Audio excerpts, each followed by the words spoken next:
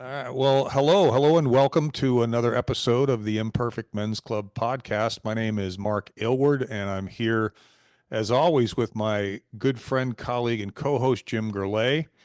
And we had, as always, a lively pregame, which I think it's for anybody out there contemplating a podcast. If you're going to do one, do a pregame, which is 15 to 30 minutes of just shooting the shit before you hit record. It really helps, and I think it makes us more authentic. Um, but anyway, that's a side note. Today we're going to talk about frameworks, and the way we came to this topic, at least one of the directions we came from, was talking about why we started this podcast in the first place. So there's a little bit of origin story here, and part of what we did when we started the podcast, Jim and I got together in Orlando here and put a whiteboard up there for a couple hours or half a day and started talking about what does this look like, and frameworks were part of that conversation, and we came up with our flywheel of life, which I'll let Jim kind of walk us around as he always does. But the idea of frameworks, the value of them, as well as the downside potentially of them, perhaps. And I shared this with Jim as a bias of mine, and we'll talk about what I meant by that as well. But frameworks, Jim, I know you're a big fan. I am too. We've used ours to our advantage for sure. And let's talk about why we started this and how we ended up with frameworks on the mind. Absolutely.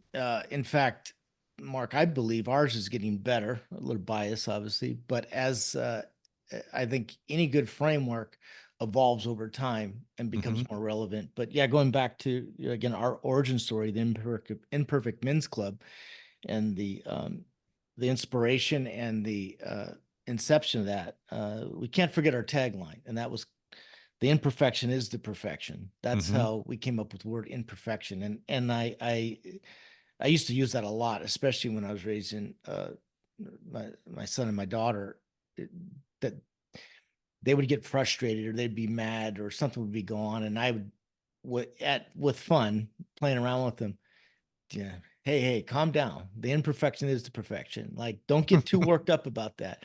Now, Yeah. of course, I was the one getting worked up, so I was really using it to calm myself down. But learning to laugh at things, but also seeing the good in the imperfection. That especially in our educational system, this everybody's thriving to have a straight A or 100%, and that's not realistic. In fact, we often learn more uh, with failures, and the imperfections are their perfections. So just to Mm-hmm. embrace that in life, and that's why we use that as our tagline. But yes, the framework. When we first started off, we covered a lot of areas. I think one of our first one was civil discourse, right? We Mm-hmm. were going to talk about civil discourse because this is a few years ago, but look where it's at. But I think we both agreed that would go down a place that we can never stop and really serve a broader uh, community or a broader slice of life. And then we broke it down in these five areas, and I'll go through them. I always say in no particular order, right? Um, but the first one is our as a man, particularly our profession, and then within that profession, we have two categories. We have an entrepreneur, which what you and I are now, and an employee. Not that one is better than the other, but that is a different person. If you work for a corporation or even a government job, you're going to have a different outlook about how things work than vice versa the other one. And then the second category, or the subcategory of that, is in entrepreneurship, a freelancer, solopreneur, or some kind of a business owner. On the employee side, again, government, or you have a title with a large corporation. So that's what we refer to as our profession spoke. The next one is our health, and we broke those up into two areas: mental health and physical health, because they're both super important, and they definitely are related to one another. And within the mental health, we have our emotions, our thoughts, and in the physical health, it's nutrition, fitness, exercise. It's a super important part of our overall health, is our mental and physical health. Then the other one is the relationships that we have with others. And we broke that into two groups. That's women, which are mothers, our aunts, our wives, our daughters. It's a different relationship that you have with a woman versus a man, which could be our brothers, our fathers, our friends, and so on. And then within women, there's the family members, and then there's our, again, wife, spouse, girlfriend, whatever. That's a different dynamic in the relationship we have. And then the men, the same thing, close friends, business acquaintances, and family. The other one is our relationship with money. And this was one we threw in the kind of the very last minute, but it's such an important part of our life because it's based on two things, and that's abundance and scarcity. So often this will fall into the worldview, but our relationship with money has a lot to do with how we grew up and our worldview. So we broke that into two areas: abundance, which is often referred to as optimism, and uh, charity. So it's you give and to receive, and money is fluid, versus the scarcity, which is fierce, and you're more pessimistic and fearful of losing it. So it's two different views about your relationship with money, and it's a big one because it plays into everything. And then our final area of the five is a worldview, which couldn't be more relevant than right now, right? When we started talking about this a few years ago, we were divided, but we're not nearly as divided between the red team and the blue team. So that's how we broke it up into politics, which is conservative or liberal, basically, red or blue. And then the other one was our childhood, and within the childhood, it's your heritage, that's your nationality, your religion, and even your neighborhood of where you grew up. And that's that's our lens of the world. And it's in us all the time. Sure, it changes over time, but our worldview has a lot to do with our childhood and where we grew up, where we're from, our heritage, our nationality, and of course our faith. In your case, in my case, we were Catholics, so we have some commonalities there. So yeah, that's the framework, and again, it works. So every episode that we have, it refers to that. I think the other thing, Mark, that's really evolved over these close to we're coming on 100 episodes is the center. And one day you used your hand, you held your hand up, and you said, "In the center is the selves." So then I started to create this library of the selves, and the number one self is self-awareness, as particularly as a man in his 30s, 40s, 50s, 60s, and 70s. Your self-awareness is everything, because I think you can get detached from what's going on in the world. And one of our other taglines is "We grow bitter or grow better." And without an effort, it takes a lot of work to have a gratitude and to be self-aware. So that's what we talk about. And then there's many other self narratives, self regrets, self talk. It just goes on and on. Self confidence, a self evaluation, a self belief system, self discipline, endless amount of selves. But in the end, it all starts with our self awareness, our self agency, self doubt, so on and so on. So yeah, again, I've grown to not just value it, but use it every day in my everyday conversations, and now even in some a talk that I'm going to be doing. I'll use this framework. Of course, I can't go too much into these other areas, but in terms of profession, I look now for these frameworks to have conversations. One last comment that I think is super important to this is frameworks in relationship to AI, because prompts, and the more you understand how to use prompts and how valuable they are, frameworks become even more important, right? To have context in relationship to the subject matter and whatever it is that you want to communicate out to the world. So, what are Yeah, your thoughts, Mark?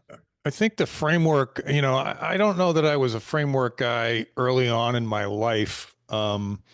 And I don't know why, but I have a tremendous appreciation for frameworks now in general. And there's so many words that I attach to that framework. I mean, you've got acronyms that stand for frameworks. You've got organizations, you've got clubs, you've got teams, there's structure. I think human beings like structure. And I think even human beings that resist structure like structure. Like if you think about what's the value of a framework? Well, a framework is just a way to organize things. And Mhm. it probably typically also has some sort of order to it. Like here's step one, here's step two, here's step three. There's probably some sort of introduction, and then there's some sort of conclusion or call to action. But generally speaking, a framework is just a way to organize things. Yeah. And I think that when you organize things, your thought process is more concise.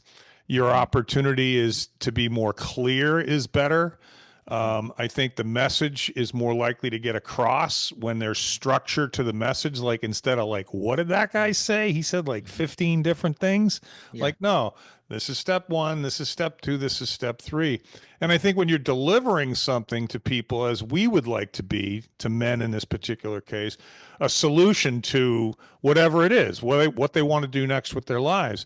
If Mhm. there's a framework around that, and you brought one to our attention today, the SOARS framework, which would be interesting to talk about, is call it what you want, give it the framework you want. I think the most important part is there's order to this and there's structure to this. We Mhm. start here and we end there. And Yeah. just the clarity and organization alone that a good framework will bring to anything, I Mhm. think is a seriously valuable asset. Yeah, no question. Context, right? Context in relationship to how one thing is related to another. Because we've also talked about the importance of uh, calibration. I know you're a meditator, so you meditate, you're breathing. That's super important in order to balance yourself out to get a firm footing to then to create alignment of how one thing is relates to another because everything is connected and getting clear on that just helps not just communicate but also get clear on your thoughts when you're pushing that out and I also again part of this is just I have to do this as a dyslexic. Remember, I'm processing 1,200 words per second on average. Mm-hmm. That's on the average person processes 300 words per second. So without these frameworks, I'm all over the place. I'm already all over the place, but I do this not because I want to, because if I have to, otherwise Yeah. I'll be all over the place and nothing will ever get done because I'm thinking in concepts and and again, it's good for big picture thinking and how things connect, but it's very difficult for reading or writing or sometimes having trying to convey something to somebody because they're going so fast they can't keep up with you. It's Yeah, also I why think I it's value our relationship because you help me force that kind of structure and yeah, we complement one another because we think differently, which allows, I believe, a better episode it's by more yeah, it's more interesting. It's more it's interesting. more I yeah. think So and I my way of thinking and conducting myself in the world is 63 years old. It's there's a lot of habits in there that are going to die real hard. yeah, And when we start talking, almost every time, Jim, 5 years in, 100 yeah, episodes in, it's like I have to remind myself, you're always looking for more structure. What are we going to talk about? yeah, What's the topic? Why? What about this? What about that?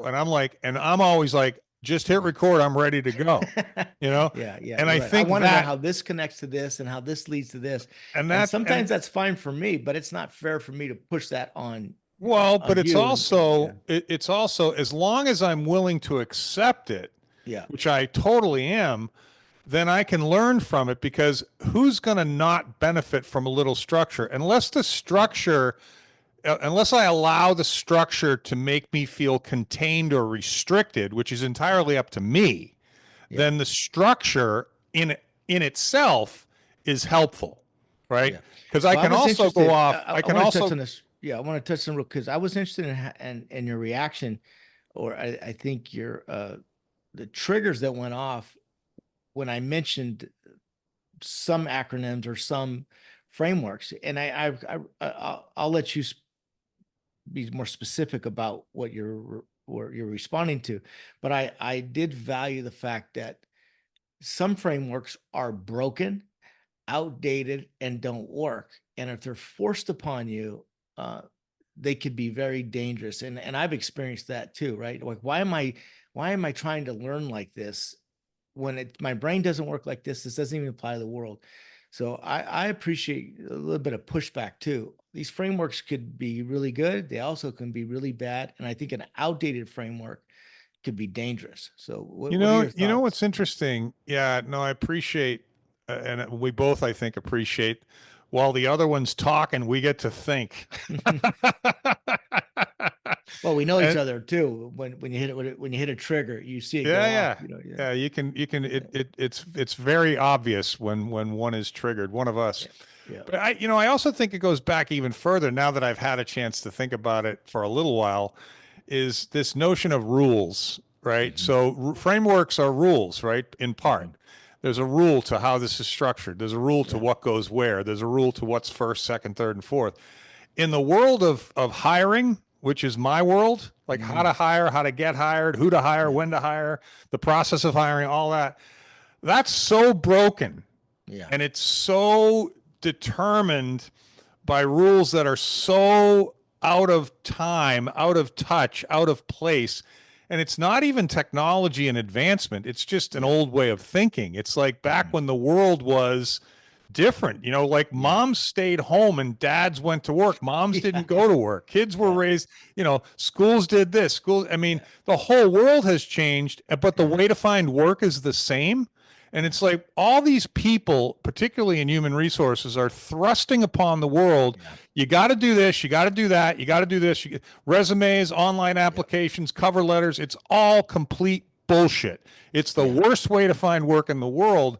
And I think my bias and my emotion and my triggers lie in the fact that I generally don't like rules at all, particularly, and I'm yeah. not talking about law, I'm talking about rules, Hmm. particularly rules that are in place solely for the purpose of being in place to have a process, not because they're in pursuit of any pragmatic solution to Hmm. anything. And Yeah. that's where my real emotion and bias comes from, Jim. Yeah, yeah, no, good stuff, and I have experienced those same frustrations, like you said, reading a book that clearly was written decades ago, um, in the East Coast, in a California school. You could just tell it doesn't apply, and even as a kid, I remember going, "This is bullshit. Yeah. How do you expect me to believe this?" But then if you don't, then you're punished for not buying into this, Hmm. and it's even as a kid, they you just know. So that's yeah, but yeah, let's Well, again, part of what how this came about was this framework in business, and it sounds like you've created some of your own, some ones that you used and you don't work, but traditionally we use the SWOT analysis, which hmm, is strengths, weaknesses, opportunity, threats, and that's it. that's SWAT. it, right? And so I was asked to do some consulting, and I think it came up, and I was like, here's the problem with strengths. Makes sense. I get that part, right? Uh, but to focus on your weaknesses, that's not always a good thing right out of the gate, right? Mm-hmm. Threats, yeah, you can have threats, but how do you really know what a threat is, especially early on? You don't truly know what a threat is. That could be bad too, because you're guessing what your threats are. Hmm. Your weaknesses, I mean, your opportunities, come on, So I started to really challenge that, and I found this new framework that I'm going to use, and it's called SOAR, SOAR, and I like this just for a couple of reasons, but one, because it stands for strengths, opportunities, um, aspirations, and results. Aspirations is probably the most important one, right? What are your goals? What do you really what does success look like? What is a desired outcome, and get really clear on that, and then manifest that in your business. So the other one I liked about the swords was focusing on your strengths, I think especially as you get older, you realize you're good at some things and really not so good on those others. You should not be trying to do the things you're not good at, Mm-hmm. and to go all in on that. And then opportunities. Yeah, opportunities are so dynamic because they're constantly changing, and your strengths could be adapted to the opportunities that exist today that maybe didn't exist yesterday, and Mm-hmm. especially in this changing world Mm-hmm. with technology and everything. And then, of course, if you don't have a clear uh, result, the desired outcome, um, that you could identify, then you'll never know. You'll never have that feeling of an accomplishment, or it's the scoreboard, right? It's the result of that. Yeah, no, I think it's a good acronym, and I think the nice part about it, to your point, was that it's all kind of positive and optimistic as opposed Mhm. to threatening and weakness oriented. And not that you can avoid those conversations, but as you're talking, I'm going all the way back to the beginning about how we started this thing and why we started this thing. And I think generally speaking, some of what we've talked about today falls into that category, and some of it doesn't. But it's like I told you earlier on the pregame, Jim. Every time I talk to a group of people, particularly guys, and maybe it's partly because I've always like I wasn't the guy that was keeping quiet when we were supposed to not talk about certain things. I kept Mhm. talking about them, and now I had somebody ask me yesterday or this morning actually.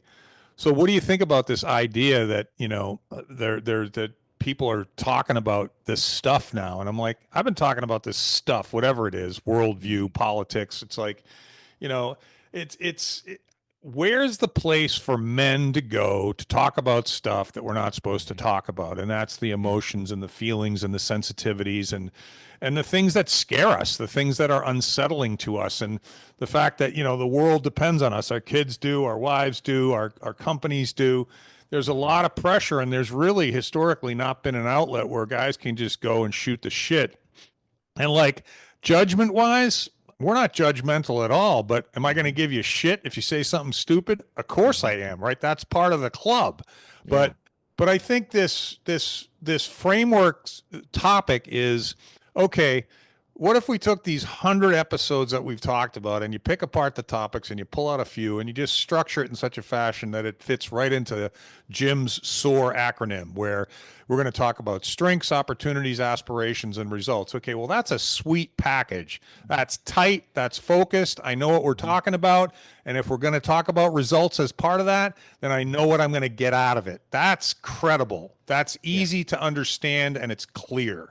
And I Yeah. think more than anything, that's what I want people to take away. One message with some clarity and maybe a suggested action that you could take.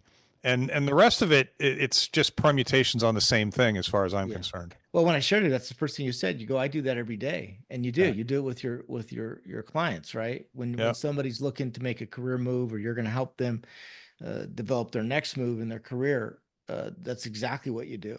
Hmm. I liked it because, again, it creates some of that structure.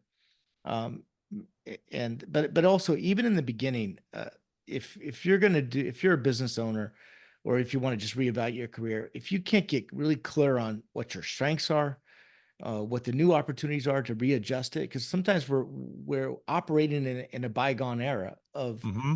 of opportunities that don't exist. Uh, it's changed so much, right? Even the consulting gig versus being an employee versus part time, and the whole gig economy. Um, but if you're not really clear on what you want to be when you grow up, what you want, what success looks like, it's all for nothing. And if you're not tracking the results, then you never get the wins, or you never know you get the losses. So yeah, it's something. Again, I think it's been around for a while. I certainly didn't create it. I borrowed it, Yeah. but hey, it's a framework to start having these conversations. And I think it What? fits right into our one area of profession. And as a man, our identity, our self worth has probably the number one of the five, right? Because we started off with just the profession as being the whole podcast. Yeah. Yeah, I think we were leaning up against our own life experiences and entrepreneurial experiences and stuff, and it made sense. But it's like to your point, it's like we made an adjustment because something changed. Yeah. It's like it didn't have to, it could have just been the way we thought about something changed, right? I Yeah. mean, you have to have opportunities for that. I think the framework thing, the reason that it extends outside of the professional world for me is because I have a framework now for my spirituality. I have a Mhm. framework for my health, my Yeah. mental and physical well-being. I don't necessarily have the same framework for my money, but putting budgets together and Yeah. recurring monthly expenses and getting, you could easily adopt a framework if you don't have one for your money, which Mhm. anyone will tell you you're better off doing than not. You're Mhm. guessing, or you have a structured framework for where you're spending your money, and then relationships. Yeah, maybe you can't have a framework for that, but maybe you can. Maybe you can just, your framework is, I'm going to go into every discussion with a loved one thinking, how can I help this person instead of how can I win this argument? That's a framework. Yeah. Yeah. That's a And one framework. last visual thought to your point about money, or any of them, right? If you think of the wheel and it's spinning around like a saucer, Hmm. what happens when one area is off, right? That's the direction you go. Yep. It's like it's a flying saucer, but if it tilts one direction, that's the direction, whether you're aware of it or not. If your focus is too much on your career, it's going to go that direction. Those other things are going to be sacrificed to some degree. That's just the way Yep. it is. Yeah. It's never perfect, Yeah. but it's It's self-aware that you know. And same with well, money. If you're making too much money, well, yeah, that can you could really throw you off too. Well, The you were other just, parts of I your mean, life. you were just talking about a woman that was being talked to by somebody, and all she could focus on was the problems in the world, where Yeah, she's sitting on a big fat bank account in a beautiful you house with see. her health, and she has no gratitude for any of those things because she's lost in thought about something that probably isn't even relevant to her on a day-to-day basis. Yeah, no, So, thank you for recognizing that. That's a great example of her worldview being so out of weight, out of balance, that her whole life is, and that saucer is just going down. Like I said, the guy that was sharing with me that was doing an estimate for her, it was um, a client, or anyway. The point is, he just wanted to get out of there. He didn't want to deal with it. He didn't even want her business because she yeah. was so uh, emotional and deranged about this one political issue.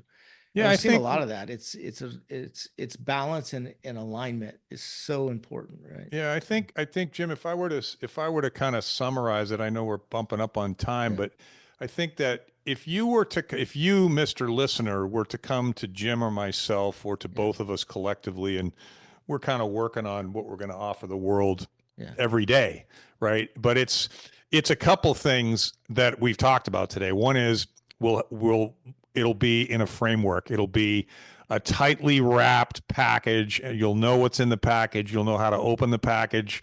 You'll know what the end result's going to be. It's a framework Yeah. to get better at whatever it is that you're doing. And that could be your profession, it could be your mental health, it could Mhm. be your spiritual, it could be all of the above. But there'll be some structure to it, which will add credibility to it. It will also add clarity. Think Mhm. about this, then do that. Think about this, then do that. Spend time reflecting on Mhm. this, and then do that. So the nature of its efficacy will be this coupling of practical experience over a long period of time Mhm. and a trusted framework that if you do these things, the likelihood that you will get this is much higher than if you don't do these things. It's highly probable. Yeah. And we're just going to continue to make that as clear as we can and as helpful as we can in service of anyone interested in ratcheting it up a notch, leaving a legacy, doing more with their lives, all of the Absolutely. Yeah. above. Yeah. The results again, focusing on the results and the inspirations and what that looks like. So good stuff, Mark. Until next week. Yeah, man. Talk to you in a week. See you, Jim.